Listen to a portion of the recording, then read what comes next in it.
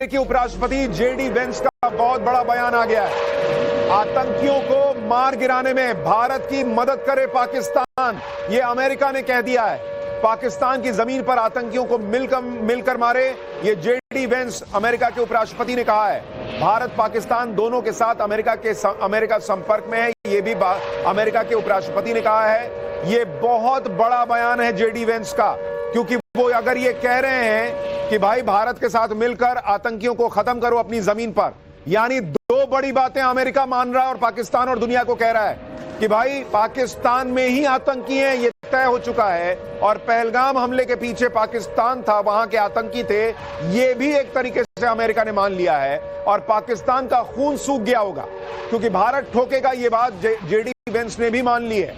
अब पाकिस्तान इसमें मदद करे तो अच्छा, अगर ना करे तो भी भारत जो है वो पाकिस्तान में आतंकियों को मारेगा।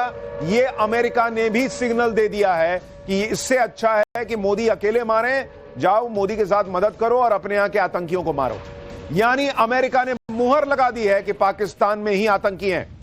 इसके अलावा पाकिस्तान को लगे इस बड़े झटके के बीच पीओके से एक बड़ी खबर आ रही है। पीओके पर एक्शन को लेकर पाकिस्तान में हड़कंप मचा है। पीओके में लोगों से कहा गया है कि आतंकियों की आवाज से भी पाकिस्तान डरा हुआ है। पीओके में शादियों में आतिशबाजी पर रोक लगा दी गई है और पाकिस्तान ने कहा है कि जो भी नियम तोड़ेगा उसे जेल भेजा जाएगा। आप सोचिए पाकिस्तान में घबराहट का आलम क्या है। कह रहा भाई पटाखे मत फोड़ो शादी में, क्या पता तुम शादी के पटाखे फोड़ रहे हो, हमको लगा भारत जो है वो बम फोड़ के चला गया। तो इस तरह की हालत पाकिस्तान में है। पीओके में पटाखे फोड़ने पर बैन लगा दिया है पाकिस्तान ने। यह पाकिस्तान की हालत। पाकिस्तान से चौथी बड़ी ब्रेकिंग न्यूज जो आ रही है, अब आपको वो बताता हूं। मुस्लिम देशों के सामने पाकिस्तान गिड़गिड़ाया है। सऊदी अरब, यूएई, कुवैत से पाकिस्तान गुहार लगा रहा है। सऊदी अरब, यूएई और कुवैत के राजदूत से पाकिस्तानी सेना में हड़कंप मचा है। पाक आर्मी चीफ असीम मुनीर की भागे भागे असीम मुनीर सैनिकों के पास पहुंचे हैं। झेलम में पाक सैनिकों के बीच पहुंचकर जनरल मुनीर ने जो किया है, अब आपको उसकी तस्वीर दिखाता हूं। यह तस्वीर देखिए, यह पाकिस्तान के आर्मी चीफ असीम मुनीर की तस्वीर है, जिसमें उनका डर दिख रहा है। असीम मुनीर एक टैंक पर चढ़ गए और टैंक पर चढ़कर भाषण देते दिख रहे हैं। वो पाकिस्तान की खत्म सेना में जोश भरने का प्रयास कर रहे हैं, क्योंकि एक हफ्ते से पाकिस्तानी सेना और उसके सैनिकों के हाथ पांव ठंडे पड़े। उन्हें लग रहा है कि भारत ने हमला किया तो कहां जाएंगे। असीम मुनीर भी इसलिए सैनिकों के बीच पहुंच गए क्योंकि असीम मुनीर को अपनी कुर्सी और अपनी जान दोनों बचानी है, इसलिए वहां पर वो पहुंचे। हालांकि कुछ लोगों का कहना है कि ऐसा तो नहीं कि पाकिस्तान प्रोपेगेंडा कर रहा है और भारत को दिखाने के लिए कोई पुराना वीडियो डाल रहा है, लेकिन पाकिस्तान कुछ भी कर सकता है। पाकिस्तान पर एक्शन की एक और बड़ी खबर, ब्रेकिंग न्यूज नंबर 6। पाकिस्तानी सेना का यूट्यूब चैनल भारत में बैन हो गया है। यानी नरेंद्र मोदी सरकार लगातार बैक टू बैक एक्शन ले रही है। पाकिस्तान के पीएम का यूट्यूब चैनल भारत में बैन कर दिया है। मतलब इससे बड़ी बेइज्जती क्या होगी कि भारत ने कहा क्या तो होगा तुम्हारा पीएम, हटाओ इसको, ले जाओ, इसका यूट्यूब चैनल यहां नहीं चलेगा। पाकिस्तानी क्रिकेटर्स का इंस्टा अकाउंट भारत में ब्लॉक हो गया है। बाबर आजम, शाहीन अफरीदी और रिजवान का इंस्टा अकाउंट, इससे पहले हानिया आमिर और माहिरा का अकाउंट भी बैन हो गया था। यानी नरेंद्र मोदी सरकार क्लियर मूड में है कि hello, if you are a Pakistani, अपने देश में रहो, मेरे यहां मत आओ। ना मेरे देश के लोगों को बताओ तुम क्या कर रहे हो, कैसे कर रहे हो, अपने फॉलोअर यहां मत बढ़ाओ, उधर रहो। वहां आतंकियों को बोलो कि तुमको फॉलो करें, तुम्हारा रील देखें बैठ के, हमारे यहां मत दिखाओ, जाओ निकलो यहां से। तो जबरदस्त एक्शन हो रहा है। और आप सोचिए कितनी बड़ी बात, पाकिस्तान के पीएम का यूट्यूब चैनल बैन कर दिया भारत में, भारत सरकार ने। भारत कोई एक्शन छोड़ नहीं रहा। पाकिस्तान पर एक एक दिन भारी है, रात की नींद उड़ी हुई। कभी राफेल सोने नहीं दे रहा, कभी सेना की गोलाबारी है। पाकिस्तान में इस वक्त क्या माहौल है, उसकी पूरी डिटेल आज आपको दिखाऊंगा। एलओसी पर क्या एक्शन शुरू हो गया है, समंदर में कैसे पाकिस्तान और भारत की नेवी आमने सामने खड़े हो गए हैं, भारत में कहां सड़क पर फाइटर प्लेन उतर गए, इसकी भी डिटेल दूंगा। लेकिन पहले आज जो दिन भर हुआ उसकी एक झलक देख लीजिए।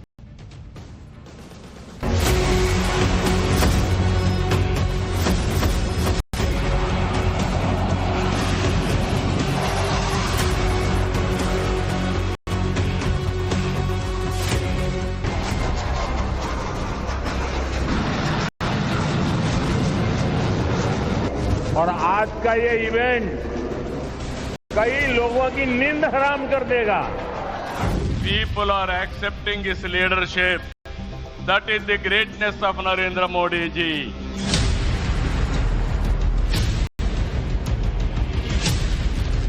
जी बाय एयर, बाय लैंड और बाय सी, ये तीनों हो सकते। लेकिन असली लड़ाई इस वक्त समंदर में हो रही है।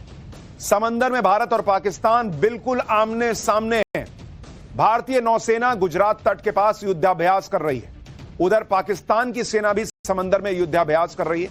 आपको दिखाता हूं कि समंदर में भारत और पाकिस्तान की सेना कैसे आमने सामने आकर खड़े हो गए हैं। जरा वो मैप डालिए स्क्रीन पर, बड़ी स्क्रीन पर, जो आपको बताएगा कि इस वक्त जो लोग सोच रहे हैं कि एक्शन होगा या नहीं होगा, बॉस एक्शन को लेकर तस्वीर बिल्कुल बन चुकी है। जो टारगेट है वो लॉक हो चुका है। आप तस्वीर देखिए, जरा इसको क्लोज शॉट दिखाइए इसको। ये अरब सागर की तस्वीर आपको दिखा रहा हूं। ये जो आप हरे हिस्से देख रहे हैं, ये दरअसल भारत के जो नौसेना है वो युद्धाभ्यास कर रही है और 30 अप्रैल से 30 मई तक का युद्धाभ्यास है। ये जो आप ये हिस्सा देख रहे हैं स्क्वायर, यहां पर पाकिस्तान की नौसेना 30 अप्रैल से 2 मई युद्धाभ्यास करने वाली है। लेकिन अगर आप इन दोनों के बीच की दूरी को देखेंगे, यहां पाकिस्तान की नौसेना और यहां भारतीय नौसेना, और इन दोनों के बीच जो दूरी है मात्र 85 नॉटिकल माइल्स की आप देखिए। यानी कि बहुत कम जो है दूरी दोनों के बीच में वो नजर आ रही है। और ये 85 नॉटिकल माइल का मतलब है 157 किलोमीटर, 150 किलोमीटर। भाई इतनी की दूरी पर भारत की नौसेना और पाकिस्तान की नौसेना आमने सामने खड़े हैं। ध्यान देने वाली बात यह है कि दोनों नौसेनाएं एक ही वक्त में अपने अपने इलाके में युद्धाभ्यास कर रही हैं। अब आप जरा तारीखों को गौर कीजिए। भारत 30 अप्रैल से 3 मई के बीच युद्धाभ्यास कर रहा है और पाकिस्तान 30 अप्रैल से 2 मई के बीच। जब भी ऐसे युद्धाभ्यास होते हैं तो ग्रीन नोटिफिकेशन जारी होता है, जिससे हर किसी को यह मैसेज मिल जाए कि नौसेना युद्धाभ्यास कर रही है, ताकि कोई इसे जंग या हमला ना समझ ले। तनाव के बीच यह युद्धाभ्यास एक तरह का मनोवैज्ञानिक युद्ध है, जिसमें दुश्मन के सामने रहकर बिना हमला किए दुश्मन को अपनी ताकत दिखाई जाती है। पाकिस्तान ने पहले 26 और 27 अप्रैल को समुद्र में युद्धाभ्यास का नोटिफिकेशन दिया था, लेकिन जब उसे दिखा कि भारत 30 अप्रैल को युद्धाभ्यास करेगा तो उसने भी अपने युद्धाभ्यास की तारीख को आगे बढ़ा दिया। समंदर में भारतीय नौसेना ने कुछ दिन पहले ही पाकिस्तान को अपनी ताकत दिखाई थी। भारतीय नौसेना ने अरब सागर में कई एंटीशिप मिसाइल्स का सफलतापूर्वक परीक्षण किया है और इस टेस्टिंग का वीडियो भी भारतीय नौसेना ने जारी किया था, जिसमें युद्धपोत से मिसाइल दागी जाती हुई दिख रही है। यह सीधे सीधे पाकिस्तान को दिखाया गया है कि जो हमारी ताकत है, हम तुमको समुद्र के रास्ते से भी ठोक देंगे भाई। भारतीय नौसेना ने आईएनएस सूरत से मिड रेंज सतह से हवा में मार करने वाली मिसाइल का टेस्ट किया था। युद्ध से पहले ही पाकिस्तान में युद्ध का डर भर गया है। भारतीय नौसेना के वीडियो और तस्वीरें देखकर पाकिस्तान का गला सूख रहा है। भारतीय सेना अपने युद्धपोत को समंदर में उतार चुकी है और उसकी तस्वीर डालते हुए उन्होंने लिखा, no mission too distant, no sea too vast. यानी कोई भी लक्ष्य बहुत दूर नहीं है हमारे लिए। यह भारतीय नौसेना ने तस्वीर डालकर पाकिस्तान को बताया है। भारत की तैयारी और ताकत देखकर पाकिस्तान खौफ में है। पाकिस्तान के नेवी चीफ अपने जवानों को इस डर से बाहर निकालने के लिए डायलॉगबाजी कर रहे हैं। इस वीडियो में पाकिस्तान के navy chief admiral Naveed Ashraf अपने जवानों से कह रहे हैं कि अपनी ताले एयरफोर्स के सपोर्ट पर चर्चा की गई है। यानी यह मीटिंग भी बता रही है कि बहुत संभव लग रहा है पाकिस्तान को कि भारत समुद्र के रास्ते हमला करेगा, और चूंकि उनके पास युद्धपोत कैरियर नहीं है तो उनको एयरफोर्स से बात करनी पड़ रही है कि भाई उधर से वो ठोकने आएंगे तो तुम टाइम पे आ जाना, ऐसा ना कि हम इंतजार करते रह जाएं। ये मीटिंग हुई है पाकिस्तान में नेवी और एयरफोर्स की। पाकिस्तान डर तो रहा है, लेकिन आवाम को दिखाने के लिए प्रोपेगेंडा वीडियोस जारी कर रहा है। पाकिस्तानी एयरफोर्स का यह वीडियो देखिए, जिसमें पाकिस्तानी एयरफोर्स की शान में कसीदे पढ़े गए। वीडियो के जरिए दिखाने की कोशिश की जा रही है कि पाकिस्तान किसी भी हालत के लिए तैयार है, कोई मुकाबला नहीं है हमारा आपका। इंडियन नेवी की फ्लीट स्ट्रेंथ 293 की है, पाकिस्तान की फ्लीट स्ट्रेंथ मात्र 121। हमारे आधे भी नहीं हो भाई, तुम कहां से लड़ोगे हमसे। भारत के पास 2 एयरक्राफ्ट कैरियर हैं, पाकिस्तान के पास एक भी एयरक्राफ्ट कैरियर नहीं है। इसलिए एयरफोर्स से कह रहा है कि भाई फोन करेंगे तो टाइम पे आ जाना, क्योंकि इंडिया वाले तो अपने जहाज से ही उड़ा देंगे राफेल को। ये कहां से लाएगा। भारत के पास 3 न्यूक्लियर सबमरीन्स हैं जो अंदर ही अंदर न्यूक्लियर बम फोड़ सकती हैं। पाकिस्तान के पास एक भी नहीं है। भारत के पास 13 डिस्ट्रॉयर्स हैं, पाकिस्तान के पास एक भी नहीं है डिस्ट्रॉयर। भारतीय नौसेना के बेड़े में 18 अत्याधुनिक पनडुब्बियां हैं, जबकि पाकिस्तानी नेवी के पास सिर्फ 8 पनडुब्बी है। यानी अगर भारतीय नेवी चाहे, जब चाहे, पाकिस्तान को उसी के आसपास के इलाके में पानी में डुबा डुबा के मारेगी। यह है पाकिस्तान की हालत और भारत की ताकत। इस वक्त की एक और बड़ी खबर, बहुत बड़ी खबरें आती जा रही, मैं क्या करूं, बतानी पड़ेंगी आपको सारी बड़ी खबरें। भारत के एक्शन से पहले पाकिस्तान की नेवी की पोल खुल गई है। पाकिस्तान की 5 में से 3 पनडुब्बी खराब है। कराची की सैटेलाइट इमेज में इस बात का खुलासा हुआ है। 3 पनडुब्बियों की मरम्मत में जुटा हुआ है पाकिस्तान।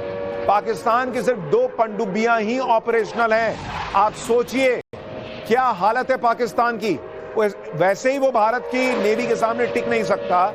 उसके पास जो 5 पनडुब्बी है उसमें से 3 का रिपेयर काम चल रहा भाई। वो पेचकस लेके तो नहीं बैठ गए कि देखें जरा वहां चलेगा कि नहीं चलेगा।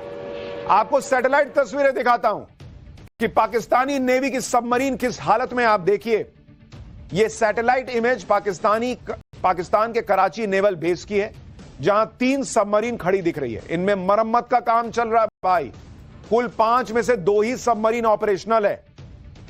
तो देश भी मरियल भाई। ऐसा कौन सा देश होता है भारत ठोकने, भाई ऐसा कौन सा देश होता है भारत ठोकने वाला है। वो वहां जो है स्क्रू कस रहा है कि जल्दी करो लेके निकलना है। भारत की नेवी की ताकत पाकिस्तान पहले भी देख चुका है। तब इंडियन नेवी ने पाकिस्तान की ऐसी हालत कर दी थी कि कराची पोर्ट 7 दिन तक जलता रहा था। यह बात 1971 के जंग की है। 3 दिसंबर को पाकिस्तान की एयरफोर्स ने भारत पर हवाई हमला कर दिया था। 4 दिसंबर की रात को इंडियन नेवी ने कराची पोर्ट को तबाह करने के लिए ऑपरेशन ट्राइडेंट चला दिया था। इसके तहत 4 दिसंबर को 3 मिसाइल बोट्स निपात, निर्घट और वीर कराची के लिए रवाना हुई। उनको 2 फ्रिगेट INS किल्टन और कछाल टो करके ले जा रहे थे। हमले के लिए रात का वक्त चुना गया, लेकिन इंडियन नेवी के इस प्लान में एक अड़चन आ गई। पाकिस्तानी नौसेना का पोत PNS खैबर कराची से दक्षिण पश्चिम में गश्त लगा रहा था। यह वही पोत था जिसने 1965 के युद्ध के दौरान भारत के द्वारका में नौसेना के ठिकाने पर हमला किया। लेकिन इस बार बदला लेने की बारी इंडियन नेवी की थी।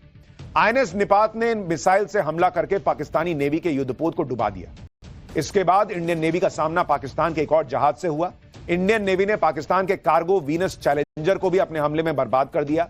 वीनस चैलेंजर अमेरिका से हथियार लेकर पाकिस्तान जा रहा था। इसी बीच INS निपात ने PNS शाहजहां पर भी मिसाइल दागी। इधर INS वीर ने PNS मुहाफिज पर मिसाइल दाग दी। यानी एक के बाद एक इंडियन नेवी ने पाकिस्तान के युद्धपोत और कार्गो वेसल को बर्बाद कर दिया। जो भी इंडियन नेवी के रास्ते में आया उसकी जल्द समाधि बन गई।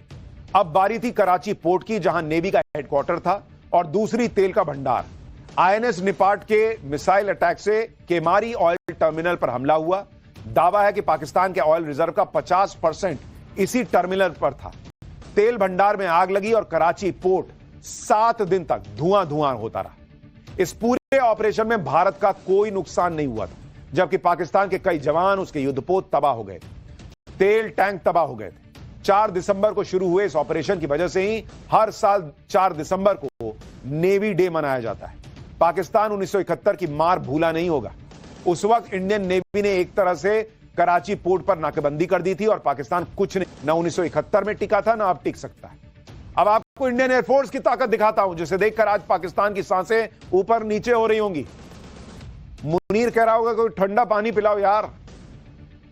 आज भारतीय वायुसेना के लड़ाकू विमानों ने उत्तर प्रदेश के शाहजहांपुर में गंगा एक्सप्रेसवे पर अपनी ताकत दिखाई। एक्सप्रेसवे पर राफेल, जैगुआर, सुखोई जैसे फाइटर जेट्स ने टचडाउन किया। आप सोचिए कि भारत युद्ध की तैयारियों में कितना आगे है कि जरूरत पड़ने पर एक्सप्रेसवे पर भी लड़ाकू विमानों की लैंडिंग हो सकती है, टेक ऑफ हो सकता है। ये आज उसने फिर से दिखा दिया। यानी इमरजेंसी में एक्सप्रेसवे पर एयरफोर्स के लिए एयर स्ट्रिप का काम हो जाएगा। गंगा एक्सप्रेसवे पर सबकी नजरें टिकी हुई थी। राफेल लड़ाकू विमान पर, जो भारत का सबसे खतरनाक और हाई एंड टेक्नोलॉजी वाला फाइटर जेट। गंगा एक्सप्रेसवे पर जैसे ही राफेल फाइटर जेट की गर्जना सुनाई पड़ी, सभी की आंखें आसमान की तरफ उठी। हवा को तेजी से चीरता हुआ राफेल, ये देखिए राफेल सेकंड भर के लिए एक्सप्रेसवे के बिल्कुल पास आया और फिर पलक झपकते आसमान में वापस चला गया। राफेल से पाकिस्तान कांप रहा है क्योंकि राफेल 2222 किलोमीटर प्रति घंटे की रफ्तार से उड़ता है। राफेल की स्ट्राइक रेंज 3700 किलोमीटर है। कॉम्बैट रेडियस 1000 किलोमीटर का है। राफेल में 30 mm ऑटो कैनन गन लगी होती है। मेटियोर और स्कैल्प जैसी घातक मिसाइलें हैं। मेटियोर मिसाइल 300 किलोमीटर तक हमला कर सकती है, यानी भारत की सीमा में रहते हुए यही मेटियोर मिसाइल पाकिस्तान में घुसकर ठोक सकती है। गंगा एक्सप्रेसवे पर जैगुआर फाइटर जेट ने भी अपनी ताकत दिखाई। यह है जैगुआर। अभी आपने इसके पहले राफेल देखा था। जैगुआर फाइटर जेट जमीनी हमले के लिए सबसे सटीक माना जाता है। इसके साथ ही Jaguar jet anti ship mission में भी